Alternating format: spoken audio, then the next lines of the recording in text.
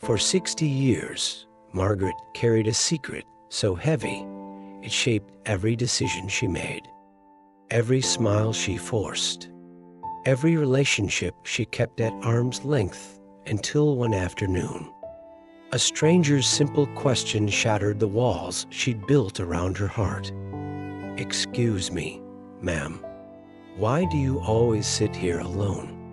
The whole village talks about the woman who never lets anyone close. Margaret's eyes widened for the first time in decades. Someone had asked directly. What happened next changed not just Margaret's life, but an entire village's understanding of forgiveness. Margaret gestured for the young woman to sit beside her. The warm evening light cast long shadows across the porch. "You want to know why I sit alone? Child, I've been sitting alone for 60 years. Even when I was surrounded by people." The young woman leaned forward, curious. 60 years? But why?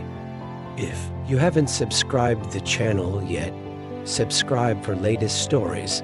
Margaret's face showed decades of pain in her eyes. "Because 60 years ago, I made a choice, and I've been punishing myself for it ever since."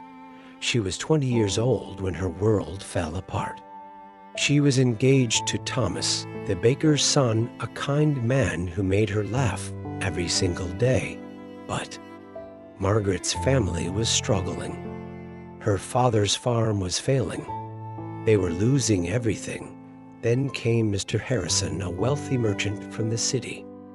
Twice Margaret's age. Cold, calculating, but rich enough to save her family's farm. One evening, Margaret overheard a conversation that would change her life forever. "I'll pay off all your debts. Save your farm. On one condition, your daughter becomes my wife." Margaret faced an impossible choice: marry the man she loved and watch her family lose everything, or sacrifice her own happiness to save them.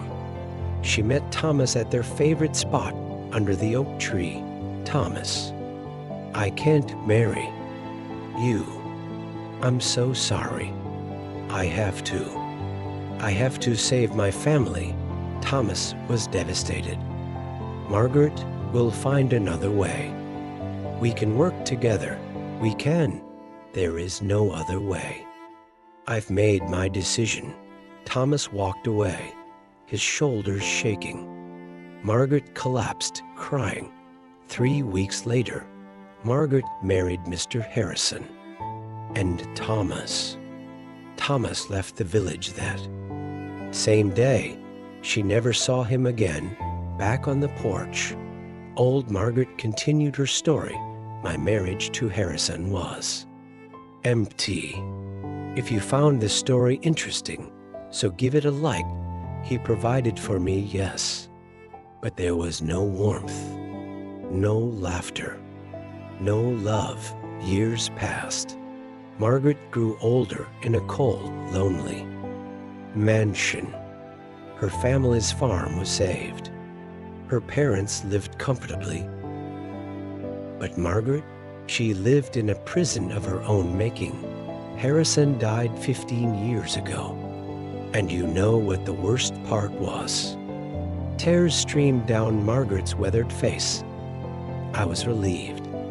I was finally free. But by then, I'd spent 45 years hating myself for the choice I made. 45 years wondering, what if I'd chosen differently? The young woman spoke gently.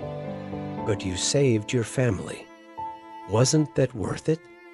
That's what I told myself every single day. But the regret, it ate me alive. I pushed everyone away because I felt I didn't deserve happiness. I didn't deserve love. Margaret had spent decades alone at family gatherings, at village festivals, always isolated by her own guilt. "Ma'am, can I ask you something? If you could go back, Would you change your decision? Margaret paused, really thinking for the first time in 60 years. You? No. For 60 years, I've asked myself that same question, and I always said yes. Yes, I'd choose Thomas. Yes, I'd choose love. Margaret stood up and walked to the porch railing, looking at the sunset. But today, sitting here with you, I realized something. Something shifted in her eyes, a weight beginning to lift. I can't change the past. Thomas is gone. My parents are gone. Harrison is gone. But I'm still here. And I've wasted 60 years punishing myself for a choice I made out of love. Out of love? Yes. I loved my family so much, I sacrificed my own happiness. That wasn't weakness. That was love. Painful, devastating love. But love nonetheless. Margaret picked up an old photograph, her parents smiling on their saved farm. My father lived 20 more happy years because of my choice. My mother saw her grandchildren grow up. My siblings got educated, built good lives. I gave them that, and instead of honoring that sacrifice, I've been drowning in regret. In that moment, something broke inside Margaret. Not her heart, but the chains she'd wrapped around it.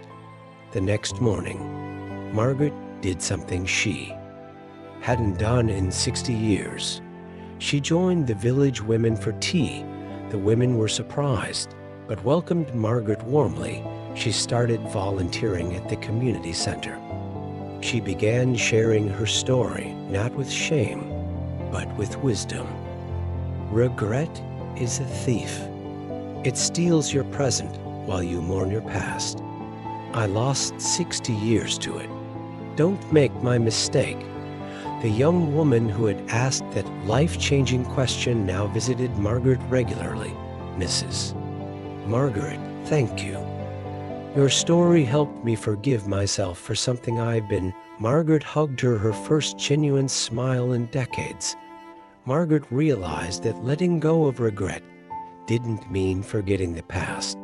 It meant honoring it. And finally, living in the present.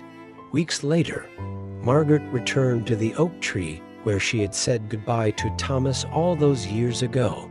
But this time, she wasn't alone. She was surrounded by new friends, laughing together. Margaret's voice echoed softly. I can't give back those 60 years, but I can make sure the years I have left are filled with the love I denied myself for so long. What regret are you carrying today that's stealing your tomorrow?